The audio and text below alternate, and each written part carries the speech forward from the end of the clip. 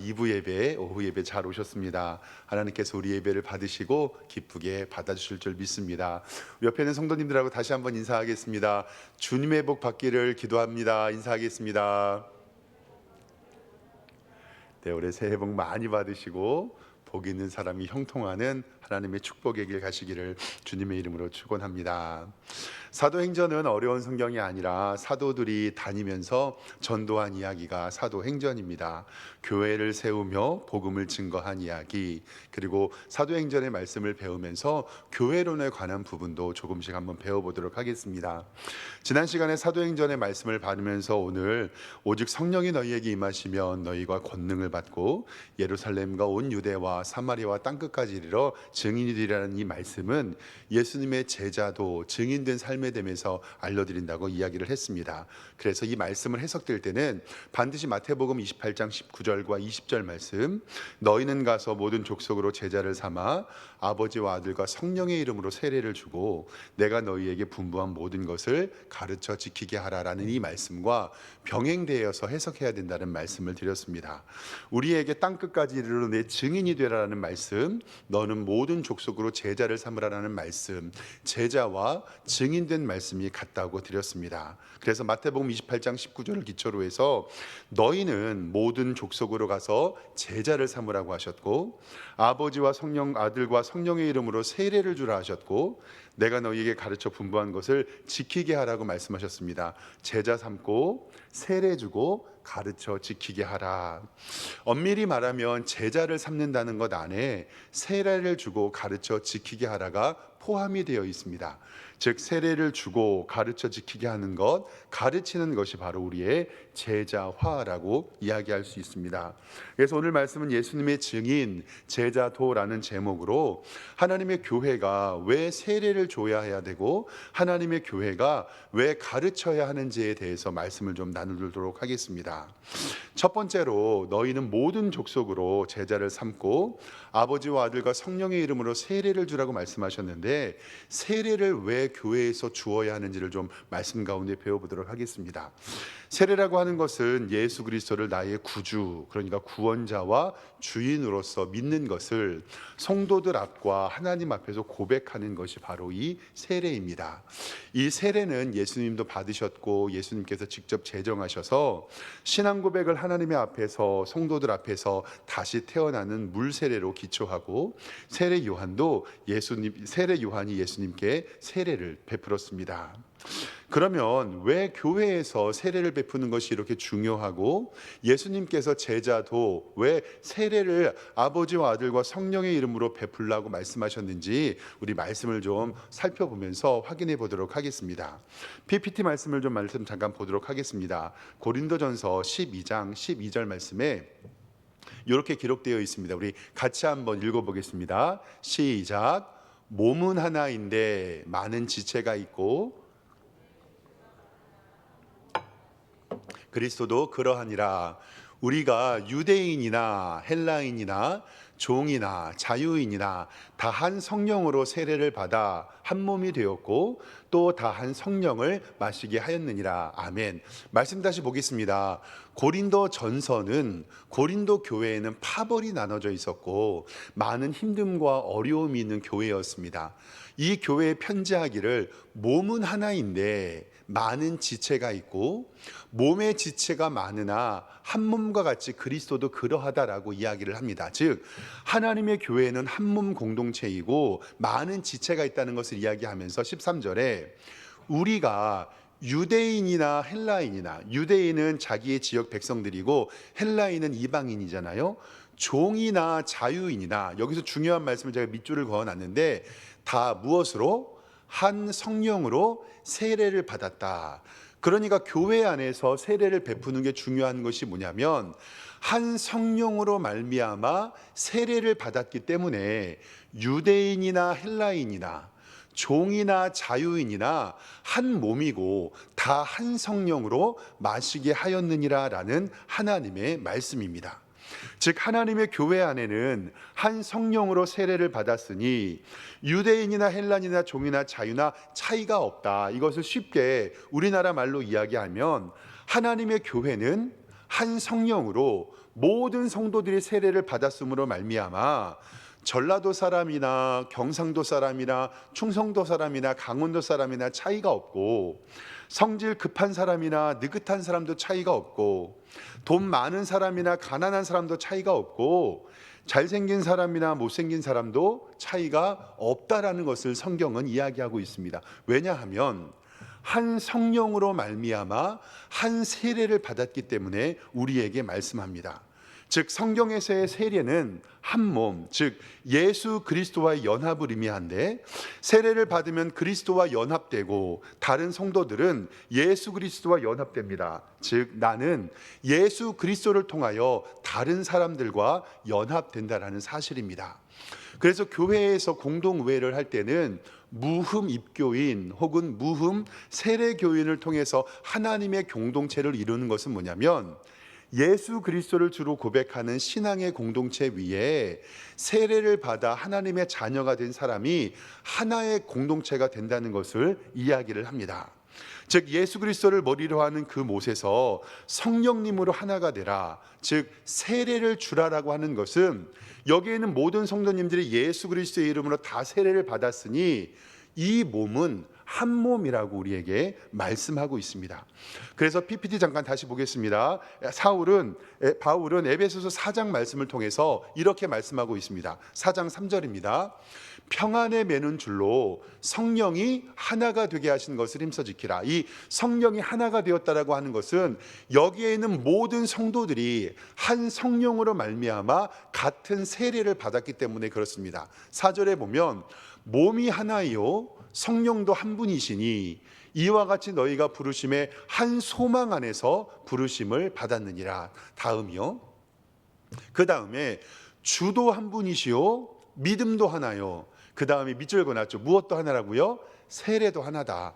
박 목사가 받은 세례나 우리 김 집사님, 이 집사님, 최 집사님이 받은 세례나 이 모든 것이 주도 한 분이시요 믿음도 하나요 세례도 하나이니 6절에 하나님도 한 분이시니 곧 만유의 아버지시라.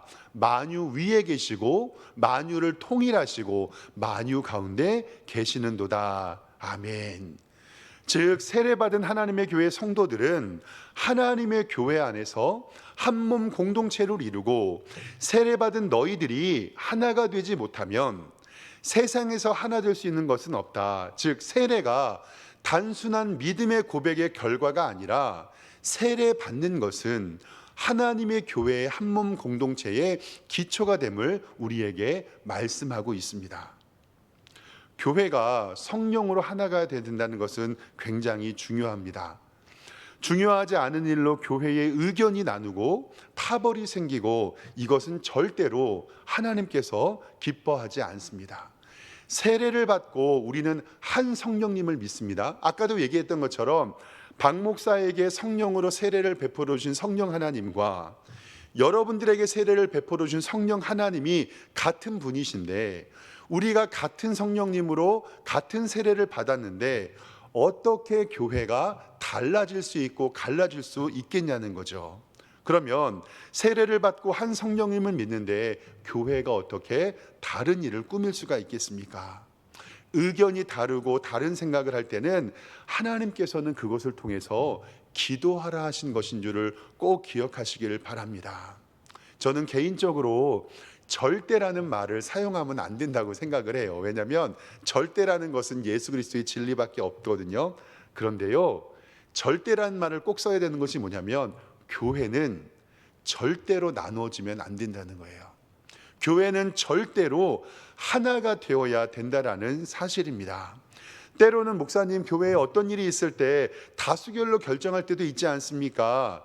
그런데 다수결로 결정하는 것은 뭐냐면요, 이것도 좋고 저것도 좋을 때, 이것도 좋고 이것도 좋을 때 다수결로 결정하는 거지, 만약에 우리 교회도 오늘 우리 교회에 지금 오후 예배에 많은 중직자들과 교회 리더들이 계셔서 너무 감사한데, 교회에 어떤 의견의 나눔이 있고 목회자와 성도들 사이에 의견이 다를 수 있습니다.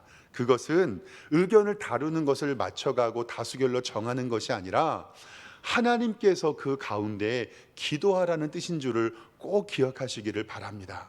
담임 목사인 저는 제 의견과 성도님 의견이 다르다면 절대로 그 일을 진행하지 않을 것입니다. 그리고 하나님께서 교회가 하나가 되게 하셨을 때 그 일을 진행할 것입니다. 왜냐하면 교회가 의견이 다를 때는 그 일을 진행할 땐 반드시 후폭풍이 오게 되어 있습니다.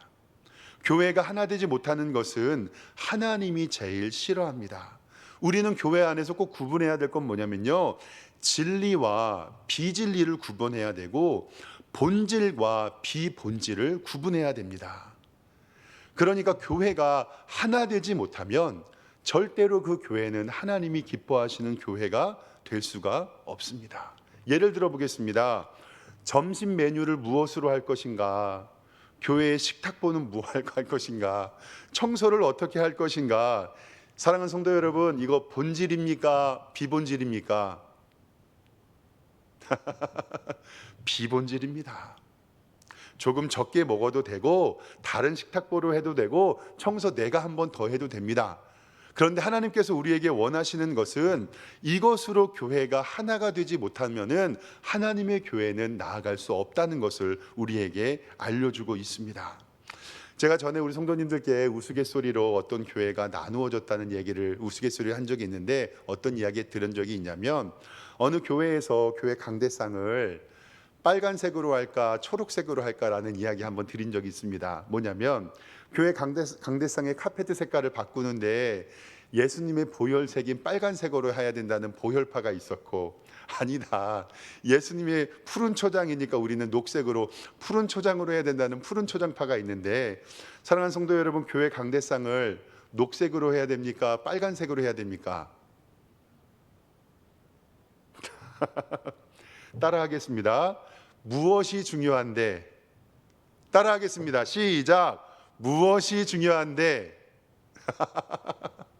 우리가 어떤 일을 바라보았을 때 빨간색 카페트나 초록색 카페트나 달라질 것이 아무것도 없다는 거예요.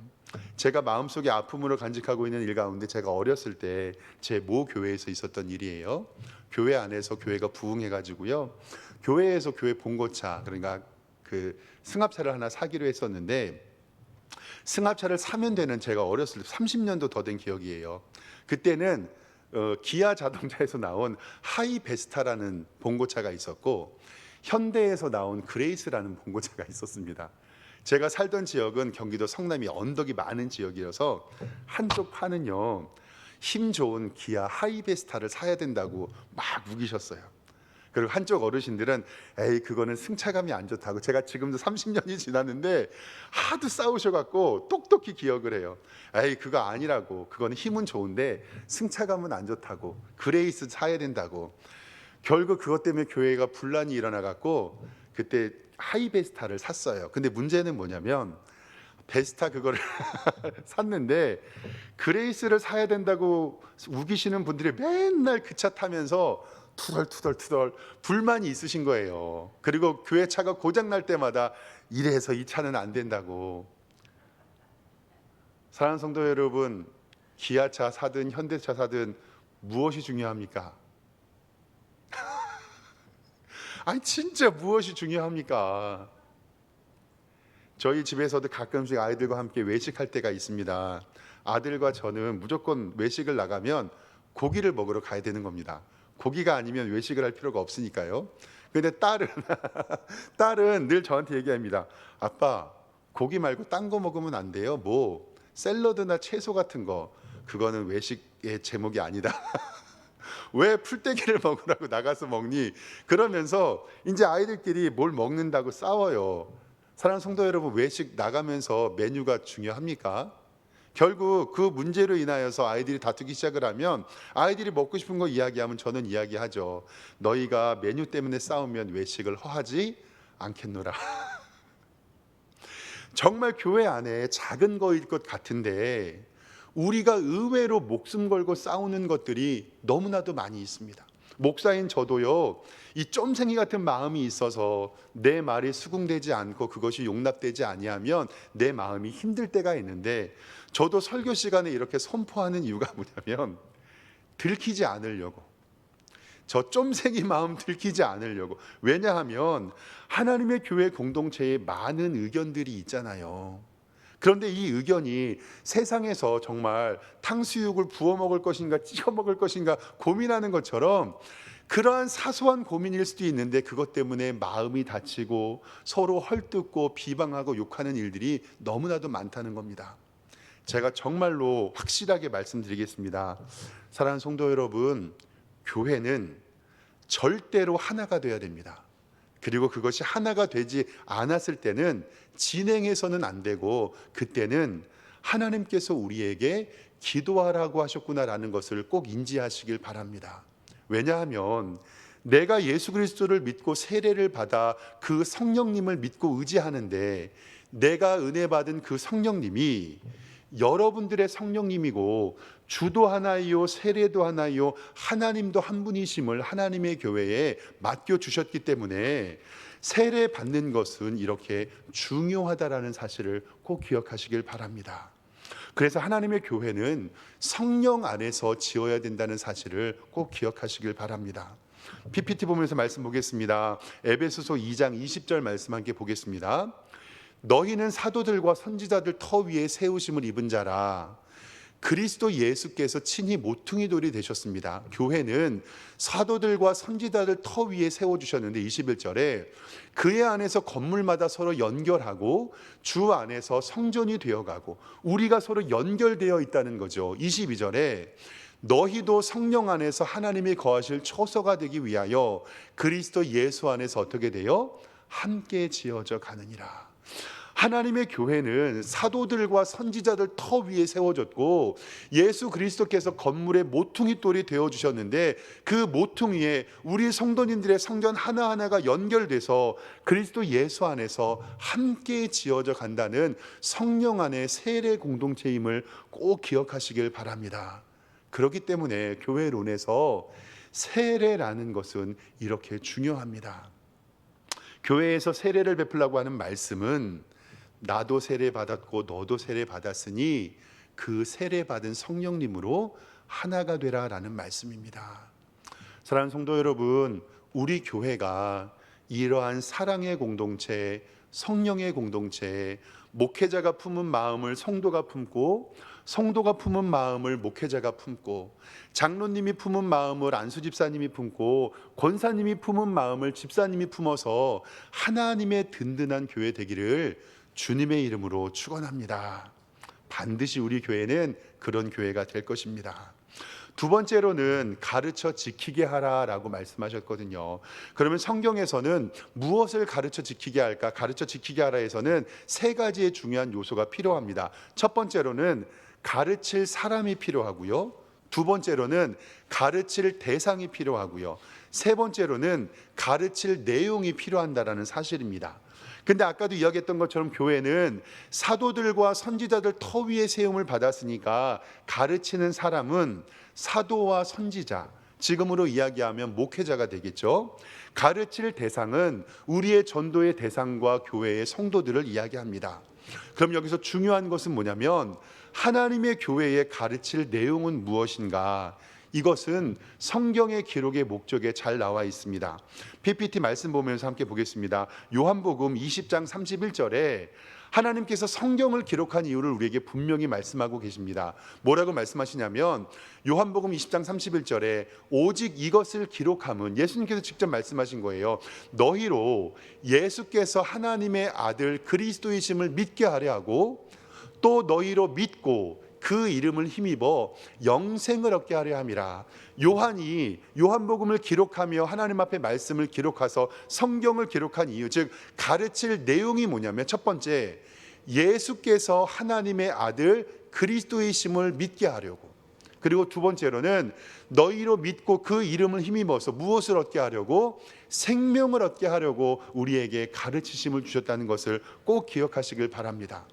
앞으로 박 목사가 여러분들에게 말씀을 가르치고 하나님의 진리를 가르칠 때 예수 그리스도께서 하나님의 아들 그리스도이심과 생명이 있음을 가르치게 될 겁니다. 그리고 초대교회에서 무엇을 가르쳤냐면, 이것도 PPT 말씀 보겠습니다. 사도행전 5장 42절에는 이렇게 기록이 되어 있습니다. 교회가 어떻게 했냐면, 그들이 날마다 성전에 있던지 집에 있던지 어떻게 해요? 예수는 누구라고요? 그리스도라고 가르치기와 전도하기를 그치지 아니하였느냐. 지금은 예수 그리스도가 붙어 있어서 연결되지만 2000년 전 초대교회에는 예수님이 누구신지 몰랐거든요. 그런데 성전에서 그들이 모여서 한 것이 뭐냐면, 성전에 있던지 집에 있던지 예수는 그리스도라고 가르치고 하나님의 복음을 증거하는, 전도하는 것을 그치지 않았다라는 사실입니다. 하나님의 교회는 말씀을 가르쳐야 되고요, 예수가 그리스도이심을, 그리스도라는 것은 기름 부음을 받는 자라는 사실에 대해서 배웠잖아요. 예수 그리스도는 왕이십니다. 예수 그리스도는 선지자이십니다. 예수 그리스도는 제사장이십니다라는 것을 우리는 말씀으로 배우고 알아야 된다라는 사실입니다. 즉, 하나님께서 제자도 증인된 삶을 교회에서 알려주신 것 두 가지. 첫 번째로는 세례를 베풀고, 두 번째로는 가르치라라는 말씀이 우리 교회에 이루어진다는 사실입니다. 하나님의 교회는 말씀이 든든히 서야 합니다. 그리고 우리는 하나님의 말씀 가운데 서 있어야 우리는 하나님이 기뻐하시는 교회가 됩니다. 정리를 해보겠습니다.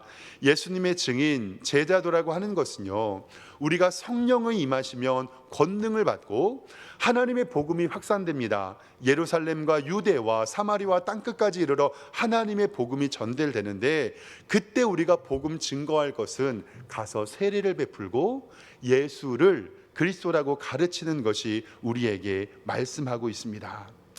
마태복음이 얼마나 하나님의 큰 은혜가 있냐면, 우리가 요즘에 새벽 예배 때 마태복음을 보게 되는데요, 처음에 성령님을 받지 못했을 때의 제자들은 이제 마태복음 10장 5절 말씀에 예수님께서 제자들에게 12제자를 부를 때 이렇게 말씀하세요. 예수께서 이 12를 보내시며 명하여 이르시되, 이방인의 길로도 가지 말고 사마리아 고을의 길로도 가지 말아라. 오히려 이스라엘 집에 잃어버린 양에게로 가라고 말씀합니다.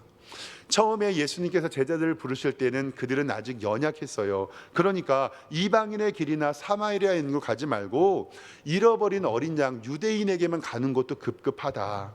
그런데 이제는 하나님께서 하나님의 교회를 세워주셨고, 하나님의 복음을 예루살렘과 유대와 사마리아와 그리고 땅끝까지 이르러 복음을 우리에게 전하라라고 말씀합니다.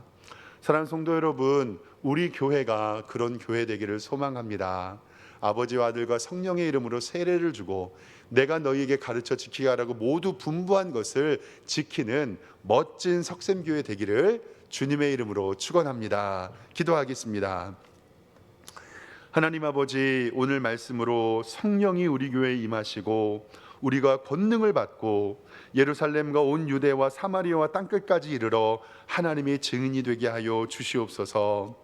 아직은 저희도 연약하여서 저희 동네와 오리 왕길동 지역에만 복음을 전가하지만, 하나님, 우리의 복음이 서구와 인천과 그리고 대한민국과 세계 만방으로 펼쳐지는 하나님의 은혜의 복음이 될 수 있도록 인도하여 주시옵소서.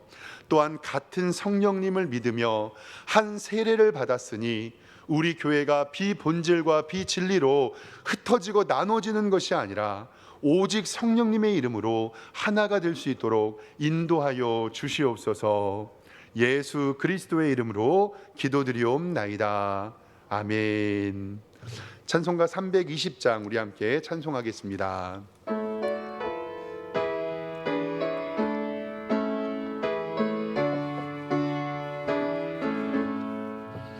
나의 죄를 정케 하사 주의 일꾼 삼으신 주의 넓은 사랑 항상 찬송합니다. 나를